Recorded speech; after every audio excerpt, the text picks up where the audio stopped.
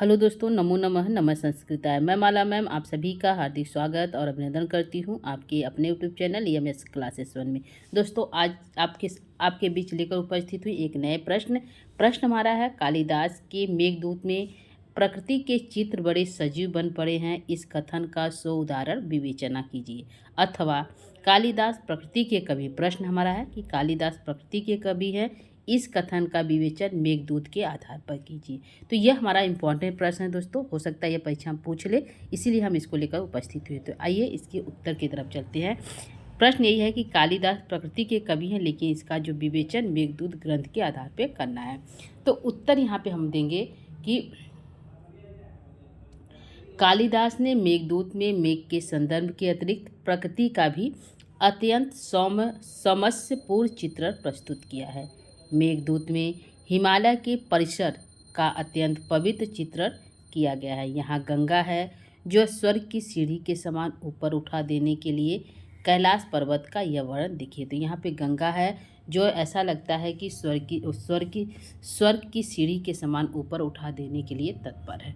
तो यह जो है वर्णन किया गया है प्रकृति का, किस प्रकार जो है प्रकृति का सुंदर चित्र दिखाया गया। यहाँ पे दोस्तों कल्पना की गई, तो ये देखिए यहाँ पे कल्पना की गई है। आगे जो है यहाँ पे श्लोक दिया गया उसी हिमालय का, क्या कि यह हिमालय जो है, हिमालय पे जो है भगवान शिव जी किस प्रकार जो है प्रतिदिन क्या करते हैं, अट्टहास करते हैं। तो यह श्लोक होगा। श्लोक का अर्थ हम देख लेते हैं। अर्थ है, अर्थात जिस हिमालय की कुमुद के समान उज्ज्वल, कुमुद मतलब सफ़ेद फूल होता है कुमुद का, तो जिस हिमालय की कुमुद के समान उज्ज्वल चोटियाँ आकाश में अभ्युन्नत हैं और जो शिव के प्रतिदिन के अट्टहास की पूंजीभूत स्वरूप जैसी लगती है, वह है जो है हिमालय। यहाँ पे कालिदास ने मेघदूत में दैविक महाविभूतियों का स्मरण करते हुए अपने प्रकृति चित्रण में क्या कर दिया, चार चांद लगा दिए। उनकी अलका शिव की भाल की चंद्रिका से चमकती है। रामगिरी पर जो सीता के स्नान से जहाँ का जल पवित्र हो गया, वैसे उसका वर्णन किया गया है। और रामगिरी की मेखलाओं पे जो है राम जी के पदचिन्ह अंकित हैं। और गोभेषधारी विष्णु भी कालिदास के स्मृति पटल पर आते हैं। ऐसे जो है विष्णु का चित्र भी देखिए। तो यहाँ पे जो है अनेक प्रकार के सुंदर जो है प्रकृति का वर्णन किया गया है। जहाँ पे सीता के पवित्र जल है, कुंड बने हुए, उसका वर्णन किया गया है। राम के पद चिन्ह दिखाए गए हैं और जो है गोवेशधारी विष्णु को भी यहाँ पे दर्शाया गया है मेघदूत में। तो उसी को कहा गया है दोस्तों। आगे जो है श्लोक है उसी जो है गोवेशधारी विष्णु के समान। तो वाल्मीकि और जो विष्णु को जो है उसी की जो है उपमा अलंकार उपमाएँ दी गई है। तो यह श्लोक आप यहाँ पे देख सकते हैं, लिख सकते हैं। इसके अर्थ को हम देखते हैं, अर्थ क्या है। तो अर्थ हमारा है, अर्थात वाल्मीकि के शिखर पर इंद्रधनुष टिका हुआ है, उस जिसकी छटा विच्छुरित हो जा रही है, मानो रत्न राशि की किरणें हो। उसी के बीच में मेघ पहुंचकर ऐसा लगता है मानो विष्णु कृष्णा अवतार में मोर पंखधारी गोप बने हुए हैं। तो जो है वाल्मीकि और भगवान शिव के बारे में यहाँ पे, विष्णु भगवान के बारे में इसके अर्थ है। तो यहाँ पे देख सकते हैं। यहाँ पे जो है श्लोक को देखिएगा, श्लोक आप यहाँ पे लिख सकते हैं। आगे हम बढ़ते हैं।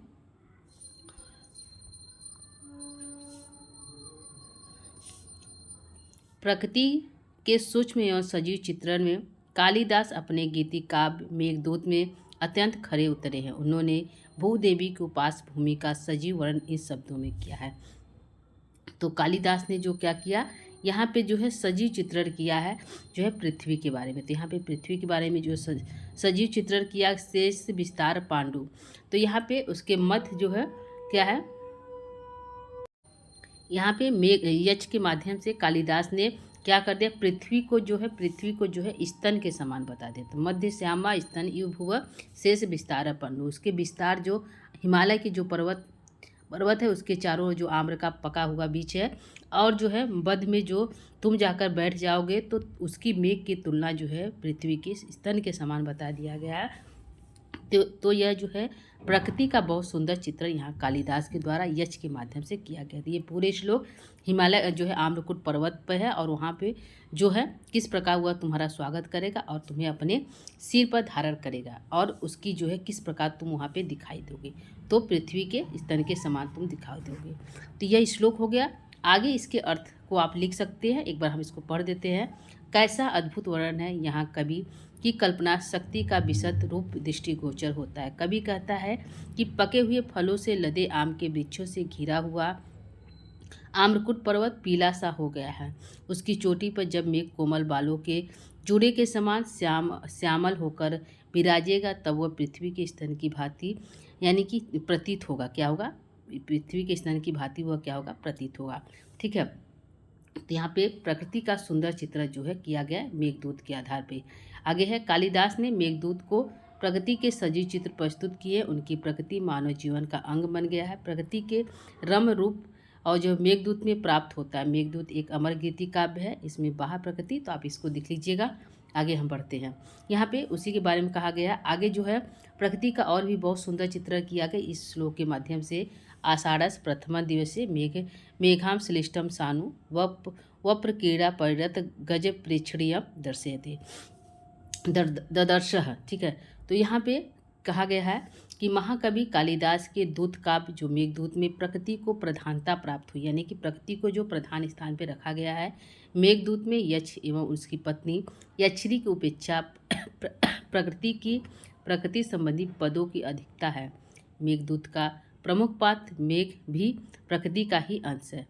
कालिदास ने संदेहवान होने के कारण मेघ को मानवीयता प्रदान की है। क्या किया है? मेघ को मानव जैसा बताया है। आगे है, अथवा मेघ का मानवीकरण कर दिया, फिर भी उसकी प्राकृतिक सौंदर्यता कम नहीं हुई। मेघदूत के दूसरे पद का उत्तरार्ध इसका प्रमाण है। तो यहाँ पे एक उत्तर, यहाँ पे जो श्लोक है आषाढ़ास प्रथम दिवसे, तो आषाढ़ के प्रथम महीने में जो है मेघ को देखता है। कौन देखता है? यक्ष देखता है। तो यक्ष ने आषाढ़ मास के प्रथम दिवस में मेघ को इस प्रकार देखा। तो कैसे देखा? वप्र क्रीड़ा परित गज प्रेक्षणीय, वप्र करते हुए गज के समान देखा। ठीक है। और किससे चिपका हुआ? तो हिमालय की चोटी से चिपका हुआ। कब देखा? आषाढ़ के प्रथम दिवस दिखे। तो इसको अर्थ को आप लिख दीजिएगा। आगे बढ़ जाते हैं। आगे, वप्र क्रीड़ा हुआ क्रीड़ा का खेल कहा जाता है जिसमें कोई गज या साढ़ आदि पशु, तो इसके अर्थ है। तो आप इसको विस्तार से दिया गया दोस्तों। तो अब आगे बढ़ते हैं, आप इसको देख लीजिए। ठीक है। यहाँ पे है उसी बातों को, जो वप्र क्रीड़ा की बातों को जो यहाँ पे थोड़ा सा बढ़ा चढ़ा कर लिखा गया है।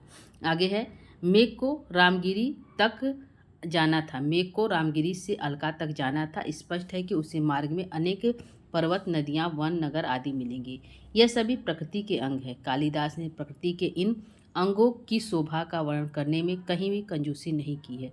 मेघ को सजीव बनाने के पश्चात कवि ने प्रकृति के अंगों जैसे पर्वत, वन, सरिता, वृक्ष आदि को भी सजीव बना दिया। यक्षों के स्वामी कुबेर की जिस नगरी तक मेघ को जाना है, उसकी प्राकृतिक छटा का यक्ष ने आरंभ में ही संकेत कर दिया। तो यहाँ पे कहाँ जाना है? तो जहाँ जाना है जहाँ पे भगवान शिव की चंद्रिका जो है के प्रकाश, उनके सिर पर जो चंद्रिका उसके प्रकाश जो है उसके बाह्य उद्यान में प्रकाशित हो, ऐसे स्थान पे जाना है। तो पहले श्लोक के माध्यम से बता दिया गया है। तो यहाँ पे श्लोक डालिएगा और इसके अर्थ यहाँ पे दिए गए। पूरे श्लोक का अर्थ दिया गया है दोस्तों। यहाँ पे श्लोक एक लाइन है लेकिन अर्थ यहाँ पूरा दिया गया है। यहाँ पे अर्थ को पढ़ लेते हैं। अलका नगरी के बाहरी उद्यान में भगवान शिव निवास करते हैं। उनके मस्तक पर चंद्रमा है, उसकी चांदनी से अलका के महल धुले रहते हैं। अलकापुरी में रात्रि के समय किसी कृत्रिम प्रकाश की आवश्यकता नहीं है। शिव जी के मस्तक का चंद्रमा वहाँ सदा रात भर उजाला रहता है। ठीक है। तो यह हो गया बाह्य उद्यान के बारे में। ठीक है। इस लाइन को हम छोड़ देते हैं, आगे बढ़ जाते हैं। ठीक है। यहाँ पे कहा गया है कि किस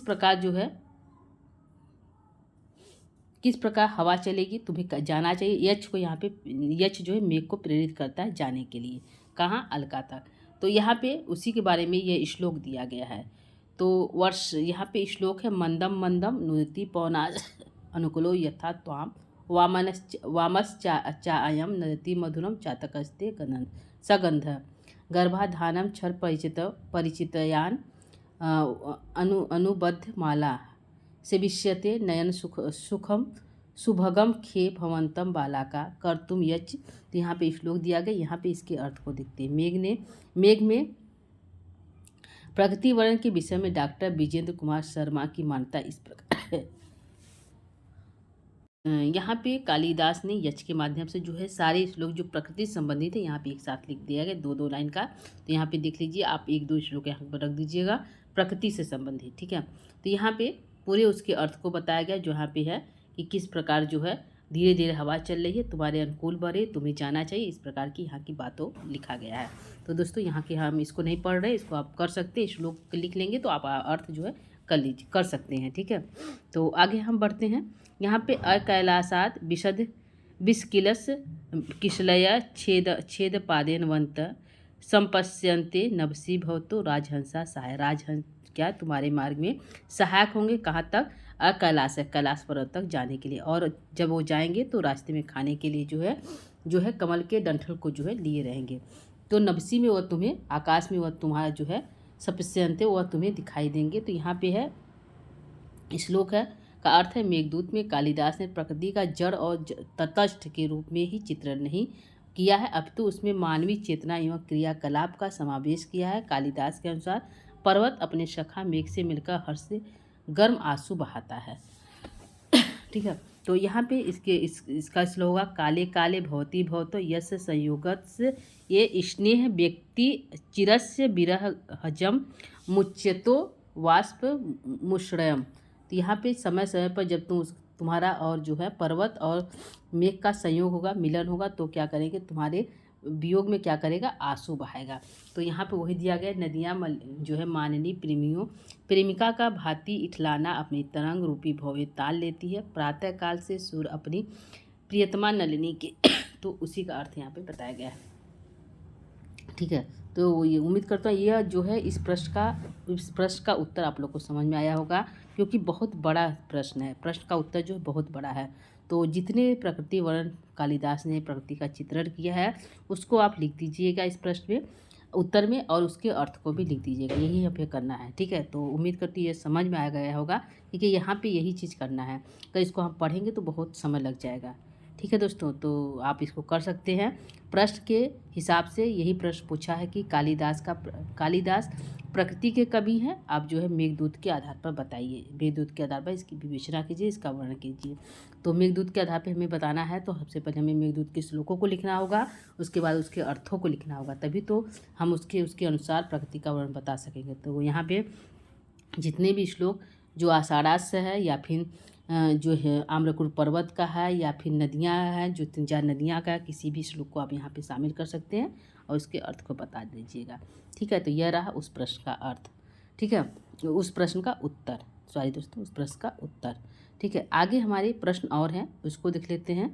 यहाँ पे वह प्रश्न हमारा पूरा हो गया। अगला प्रश्न है, अगला प्रश्न आपके सामने है, ठीक है। प्रश्न यहाँ पे है, बहुत लंबा नहीं करेंगे दोस्तों, ध्यान रखिएगा। मेघदूत में मेघ मार्ग का निरूपण करते हुए कालिदास के सूक्ष्म प्रकृति निरीक्षण का परिचय शोधाया प्रस्तुत कीजिए। तो उसी तरह है, तो यहाँ पे पूछा है कि मेघदूत में निरूपण मेघ मार्ग का पर प्रकाश डालिए। तो मेघ का जो मार्ग है उस पर प्रकाश डालना है, ठीक है। मेघ का जो मार्ग है उस पर प्रकाश डालना है, तो वह कैसे कैसे जाता है अलकापुर, तो सारे मेघों के रास्तों को बताना है। तो यहाँ पे जो है इसके उत्तर दिए गए हम, ठीक है। तो तुम जब जाओगे तुम्हें रास्ते में कौन मिलेगा, उसको ठीक है, ये हमारा उत्तर है, ठीक है। तो यहाँ पे देख लीजिए, थोड़ा सा हम इसको दिखा देते हैं किस प्रकार लिखना है। तो प्रश्न तो आप लोग को समझ में आ गया कि मेघदूत में निरूपित मेघ मार्ग पर प्रकाश डालिए। ये प्रश्न छोटा सा है, एक बड़ा प्रश्न है। मेघदूत में मेघ मार्ग का निरूपण करते हुए कालिदास के सूक्ष्म प्रकृति चित्र का परिचय सो उदाहरण प्रस्तुत कीजिए। तो यहाँ पे सबसे पहले कुबेर की राजधानी अलकापुरी में रहने वाले यक्ष को जो अपने कार्य में असावधानी के कारण 1 वर्ष के प्रवास का दंड मिला, ठीक है। तो यहाँ पे वही कहानी लिखना होगा कि वो रामगिरी पर्वत पर रहता था, 1 वर्ष का श्राप मिला, और वहाँ का वातावरण जो रामगिरी पर्वत पर कश्चित कांता विरह गुरुड़ा स्वाधिकारा प्रमत्ता। तो इस श्लोक को यहाँ पे लिखना होगा, ठीक है। फिर उसके अर्थ को आप जो है यहाँ पे लिख सकते हैं, जिससे कि इसका अर्थ उत्तर जो है क्लियर हो जाए, ठीक है। तो इसको हम जो है उसके अर्थ को लिखेंगे, उसी श्लोक को पहले श्लोक को शामिल करेंगे और उसके अर्थ को लिख देंगे, ठीक है। उसके बाद जो है कहता है कि मार्ग में तुम्हें क्या क्या दिखाई देंगे। तो मार्ग जो है जब तुम खिन हो जाना तो तुम मार्ग में जो है जो नदियाँ उनके जल को पी लेना। तो जैसे रेवा नदी के जल को पी लेना, जिससे तुम आभारी हो जाओगे, जिससे तुम्हें कोई उड़ान नहीं पड़ेगा। तो यहाँ पे ये श्लोक दिया गया, मार्गम तावत इश्रूरु। तो यहाँ मार्ग में जब तुम जाओगे तो तुम क्या हो जाओगे, जब दर तुम बारिश कर दोगे तो तुम क्षीण हो जाओगे, लघु हो जाओगे। तुम क्या करना जो है, खिन खिन शिखरिषु पदम न्यासम गंतासी यत। तुम जहाँ जहाँ तुम्हें, जब तुम खिन खिन हो जाना, थक थक जाना, तो जो शिखर है उस पर तुम अपने पैर रखकर विश्राम कर लेना।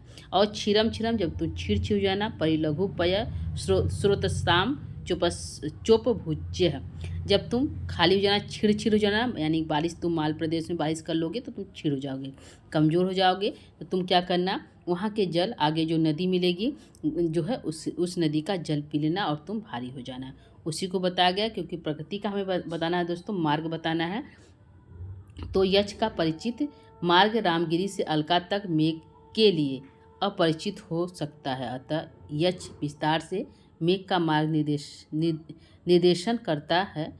वह मेघ से सर्वप्रथम उत्तर दिशा की ओर जाने का आग्रह करता है, जहाँ उसे मालभूमि मिलेगी। मालभूमि के सौंदर्य का वर्णन करते हुए यक्ष कहता है कि वहाँ हरी भरी खेती लहलाती है, वहाँ भोली भाली कृषक वधुएं कृषि सहायक मेघ का निश्चय ही प्रीतिपूर्ण नेत्रों से अभिनंदन करेंगी। ठीक है दोस्तों, तो यह आप लिखिएगा। आगे जो है वहाँ पे उस श्लोक को शामिल कर दिया गया, तो या सन्य कृषि फलादि। तो यहाँ पे किस प्रकार जो है वहाँ की स्त्रियाँ जो है तुम्हारे बारिश पर ही आश्रित है। वहाँ की जो कृषि व्यवस्था तुम्हारे बारिश पर ही आश्रित है। और भ्रू विलासम और जो है वह तुम्हारा क्या करेंगी, यदि तुम वहाँ पे नहीं जाओगे तो उनके भ्रू विलास से जो अनभिज्ञ हो जाओगे। ठीक है, तो यहाँ पे श्लोक लिखा गया और इसके अर्थ को यहाँ पे बताया गया है दोस्तों। तो क्योंकि हमें पूरा प्रकृति चित्र बताना है तो हमें इस श्लोकों को शामिल करना होगा। इससे कुछ ही दूर आगे आम्रकूट नामक शिखरधारी पर्वत मिलेगा। आम्रकूट का यहाँ पे वर्णन किया गया है। आम्रकूट पर आम के पेड़ों की अधिकता के कारण उसका नाम सार्थक है। वहाँ मेघ को विश्राम करने का स्थल मिलेगा। आम्रकूट अपने ऊपर उपकार करने वाले मेघ का आतिथ्य अवश्य करेगा। आम्रकूट के आगे चित्रकूट मिलेगा। चित्रकूट के कुंजों में वनवासी लोगों की वलाएँ मनमाना विहार किया करती, वहाँ भी मेघ विश्राम कर सकता है। तो ऐसा जो है श्लोक के माध्यम से अर्थ बताया गया है। फिर उसके बाद नर्मदा नदी मिलेगी, उसके जल को वहाँ से ले लेना और वहाँ उस जल को लेकर तुम आगे जो है माल प्रदेश में बरसा देना। इस प्रकार से बताया गया है। ठीक है, तो इसको देखते हैं। आगे नर्मदा नदी मिलेगी जो विषम पत्थरों से टकराती हुई विंध्याचल के बीच में बहती है। नर्मदा के किनारे किनारे और कहीं कहीं मध्यवर्ती टापुओं में भी जामुन के कुंज, विंध्याचल में रहने वाले वन हाथी नर्मदा के जल में विहार करते। तो नर्मदा जल का बताया गया है कि किस प्रकार वहाँ जो है जामुन के वृक्ष उस पानी में लटके हुए हैं और हाथी के स्नान करने से वहाँ का जो जल है वह कसैला हो गया। वहाँ जो है उसको पी लेने से क्या तुम्हें हो गई, शक्ति प्रदान होगी। वह मेघ जल ग्रहण कर सकता है। इस जल के बरसने से बगुलियाएँ, चातक, सिद्ध पुरुष आदि सभी अत्यंत प्रसन्न होंगे। मार्ग में पर्वतों पर मोहन सुगंधित वाले अर्जुन वृक्ष मिलेंगे। इसके आगे दशाड़ देश मिलेगा जहाँ तुम्हें क्या करना है, वर्षा करना है। ठीक है, यहाँ पे उसी जो है दशार्थ देश का जो है श्लोक है उसी के बारे में लिखा गया है कि दशार्थ देश की जो वातावरण कैसा है। ठीक है, तो पूरा यहाँ पे कहा गया, उसी का अर्थ यहाँ पे लिखा गया है। तो अर्थ है, विदिशा के पास ही नीलगिरी नामक पर्वत है जहाँ कदम के बड़े बड़े फूल खिले होंगे। नीलगिरी पर सुंदर शिलागिरी है, वे अच्छे विश्राम स्थल है। वहाँ पहाड़ी नदियों के किनारे चमेली से रंजित पुष्प वाटिकाएँ हैं। वहाँ से पश्चिम में उज्जैनी नगरी है। यद्यपि मेघ को उत्तर दिशा में जाना है, फिर भी थोड़ा वक्र क्रीड़ा थोड़ा पीछे की तरफ मुड़कर जाने में मेघ उज्जैनी के ऊंचे ऊंचे महलों का अभ्रहर देखेगा, उसको देखेगा। वहाँ की कामिनियाँ अतिशय रूपवती हैं, उनकी चंचल चितवन हृदय को घायल करती हैं। इस प्रकार के मार्ग को लिखना। उसके बाद आगे जो है मार्ग निर्विंध्या नदी मिलेगी।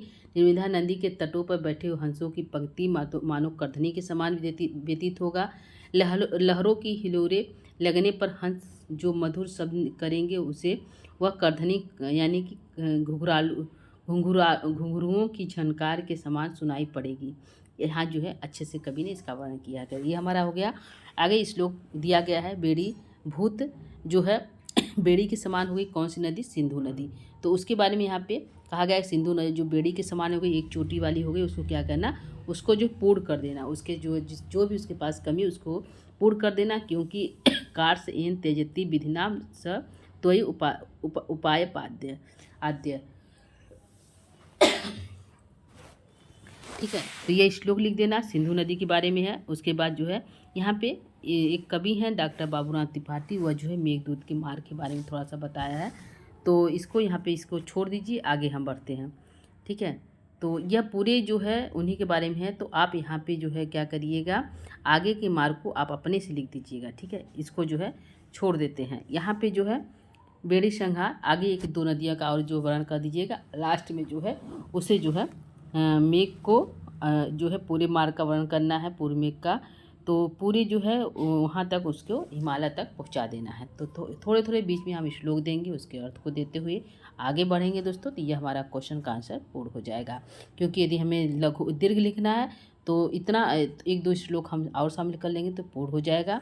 यदि हमें जो है लघु लिखना है तो हम श्लोकों की अंतिम पंक्ति या शुरू की एक पंक्ति को लिखेंगे, जिससे थोड़ा सा अर्थ लिखकर हम उसको पूर्ण कर देंगे। ठीक है, तो दोस्तों उम्मीद करती यह जो है प्रश्न आप लोग को समझ में आया होगा।